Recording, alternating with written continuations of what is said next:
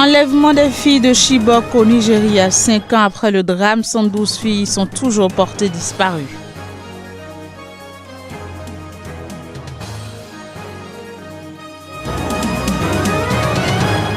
Réunion des experts sur le programme de développement de l'autoroute du corridor Abidjan-Lagos. Elle s'est tenue à Lomé, la capitale du Togo.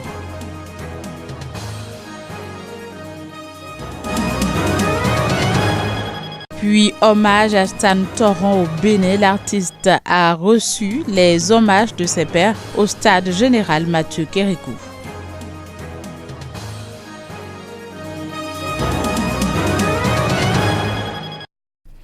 Ravi de vous retrouver pour cette nouvelle page de l'information sur Sika TV. Bienvenue à toutes et à tous dans cette édition. 5 ans déjà qu'a eu lieu l'enlèvement des filles de Chibok au Nigeria. Depuis le drame, 112 filles sont toujours portées disparues à ce jour, alors que le gouvernement nigérian, lui, tente de trouver un terrain d'entente avec le groupe djihadiste. Le point avec Abdoulaye Issa, notre correspondant au Nigeria. Le président Mohamed Buhari, à travers une déclaration, nous a promis de nous ramener nos enfants, les écolières de l'école secondaire gouvernementale de Chibok dans l'état de Borno, enlevées il y a de cela 5 ans. Propos tenus par le président Mohamed Buhari, dont se rappellent certains parents. D'après son porte-parole, Garba Shehu, le président Mohamed Buhari a déclaré dans un communiqué qu'il était conscient du fait que la promesse faite aux parents des élèves de Chibok était la principale raison pour laquelle la population de Chibok a voté à une écrasante majorité lors des élections de février passé. Il a ajouté que bien que son gouvernement ait jusqu'à présent réussi à ramener 107 filles, il ne se reposera pas tant que les autres élèves ne seront pas réunis avec leurs familles. Toujours sur le sujet 5 ans après, M. Buhari a assuré aux parents que son administration est toujours en place. Divers efforts sont intensifiés pour obtenir la libération des filles de Chibok ainsi que de tous les otages en captivité. Au sujet de Léa Saribou, enlevée le 19 février 2018 dans son école de Science Secondary School à Dapchi, l'état de Yobe, le communiqué indique que les interlocuteurs ont signalé des progrès encourageants jusqu'à présent. Le président Mohamed Buhari saisit également cette occasion de commémorer la tragédie de Chibok pour féliciter les filles, maintenant des femmes, qui ont triomphé de tout ça. On reste au Nigeria où la douane a réalisé un exploit. Elle a procédé à la saisie d'un important lot de marchandises de contrebande à la frontière bénino-nigériane. On retrouve une fois encore Abdoulaye Issa, notre correspondant au Nigeria, pour le compte rendu. Comme vous l'avez constaté, c'est une nouvelle saisie de la douane nigériane à la frontière bénino-nigériane à Seme-Boda, où cette opération s'est effectuée. Cette opération a permis aux agents de douane nigériane de mettre la main sur plusieurs véhicules clandestinement qui cherchaient à faire leur entrée au Nigeria.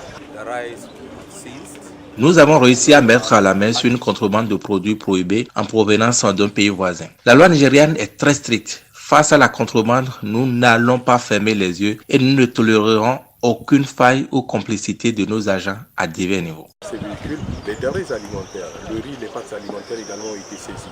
C'est l'occasion pour le contrôleur général de la douane nigériane, opération au niveau de Semeboda, contrôle à Obama de nous relater un peu l'importance de cette activité.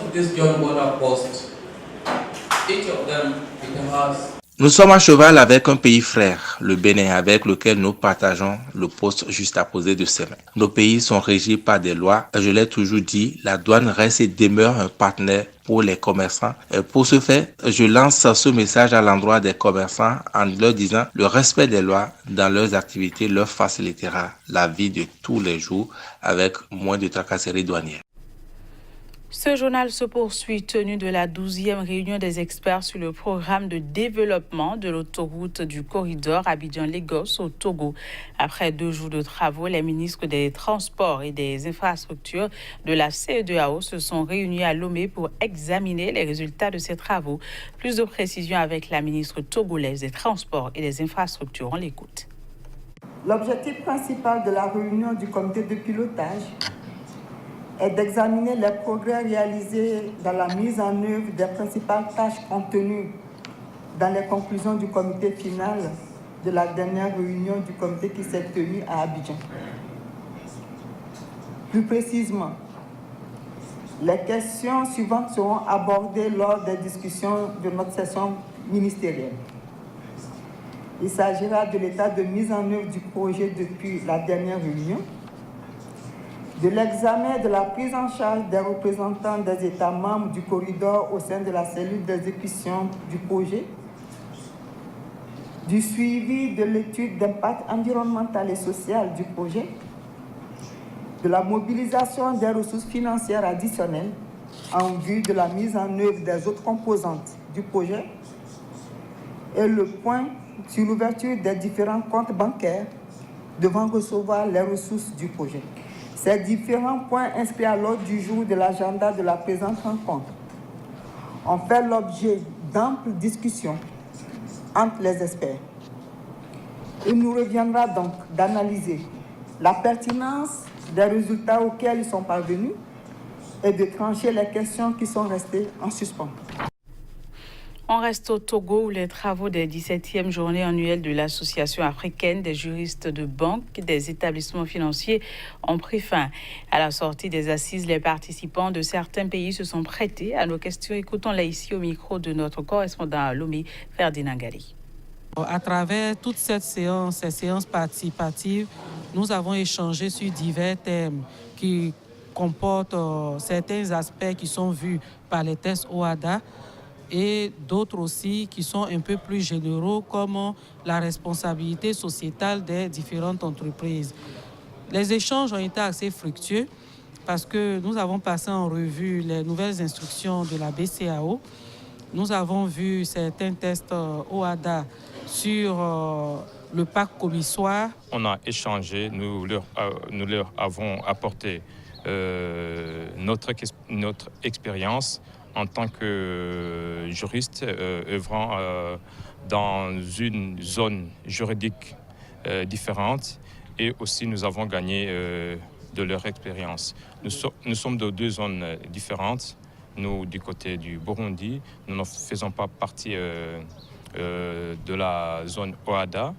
Eux, ils sont dans l'OHADA. Ils ont une réglementation qui est différente de la nôtre sur pas mal de points. Cette édition se poursuit. La deuxième édition du marathon FH de Dakar s'est tenue ce dimanche au Sénégal, et ce 3 années après la toute première édition qui a eu lieu en 2016. Voici les images. Après le grand succès de la première édition du marathon FH de l'autoroute de Dakar ayant rassemblé plus de 20 000 coureurs venus du monde entier, l'événement international inédit à la fois culturel, social et sportif revient pour une deuxième édition pleine de nouveautés. À travers ces trois courses, marathon, semi-marathon et 10 km, la deuxième édition du marathon FH de Dakar s'impose auprès du grand public comme une magnifique occasion d'allier le sport, la découverte et le plaisir. Ce marathon se tient en amont des Jeux Olympiques de la jeunesse qui auront lieu à Dakar en 2022, une première en Afrique et dans l'histoire de l'olympisme. L'invité d'honneur de cette deuxième édition était Marie-Josée Talou, athlète ivoirienne spécialiste des épreuves de sprint, vice-championne du monde sur 100 mètres et 200 mètres à Londres en 2017. Pour elle, c'est un symbole car c'est au Sénégal, au Centre international d'athlétisme de Dakar, qu'elle s'est entraînée avant de remporter toutes ses médailles et que le Sénégal est à sa place pour accueillir ces genres de courses. Le Sénégal a toujours eu de grands athlètes. Il y a eu Ami Bakecham qui a été championne du monde. Il y a eu pas mal d'athlètes. Il y a eu Kassé Anne qui a été quand même pas mal aussi. Il y a quand même de grands athlètes sénégalais. Et donc Dakar le Sénégal a toujours été un bon pays au niveau du sport, au niveau de l'athlétisme surtout. Le marathon a été remporté côté homme par l'Éthiopien Iribo Chano Chare en 2 heures 14 minutes 14 secondes. Talonné par l'Ougandais Alès Chesakit en 2 heures 16 minutes 05 secondes. Chez les femmes, c'est la Kenyane Salina Djebet qui est arrivée en première position en 2 heures 43 minutes 16 secondes, suivie par une autre athlète kenyane, Zedi Jiro Limo, en 2 heures 44 minutes 7 secondes. Au Bénin, l'artiste Stan Toron a reçu les hommages de ses pairs au stade général Mathieu Kérékou.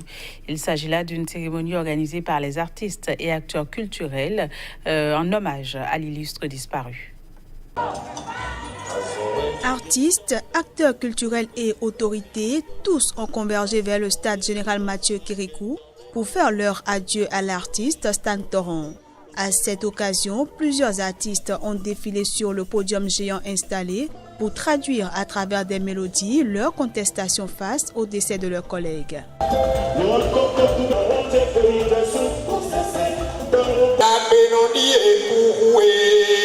Lorsqu'il lui a été donné de prendre la parole, le ministre du Tourisme, de la Culture et des Sports, Oswald Romeki, a déclaré que le gouvernement béninois prendra sur lui d'immortaliser la dernière demeure où le défunt a habité. Je pense que le plus bel hommage que nous puissions lui rendre, c'est de continuer à le célébrer. Le gouvernement prendra sur lui d'immortaliser la dernière demeure où il a habité, Révier. Avant le ministre Oswald Romeki, plusieurs prises de parole ont été enregistrées, notamment celle de Pascal Wanou, coordonnateur de la plateforme des acteurs culturels, de la représentante de la progéniture de la star. Stan a rejoint l'éternité du Dieu vivant. Il ne nous abandonne donc pas, mais il nous a confié un héritage à perpétuer. Nous, tes compagnons de route, nous continuerons le travail sur les sentiers du Tchenk que tu as inventé. Artiste dans l'âme, tu as été totalement décroché du matériel au point de vivre une vie totalement simplicitaire. Tout ce que tu avais était pour le partage, la charité, mais aussi pour la vie de l'instant. Merci papa pour ce que tu es pour nous. Papa traverse le pont de l'éternité et rentre dans la maison de ton père qui t'attend. De son vrai nom Toron Roger Stanislas, l'artiste, chanteur, musicien, compositeur béninois est passé de vie à trépas le 26 février dernier à Paris en France, où il y était pour des soins des maux pulmonaires et de diabète. Le roi du Tcheng System a à son actif 30 années de carrière, avec plusieurs albums portant sur diverses thématiques.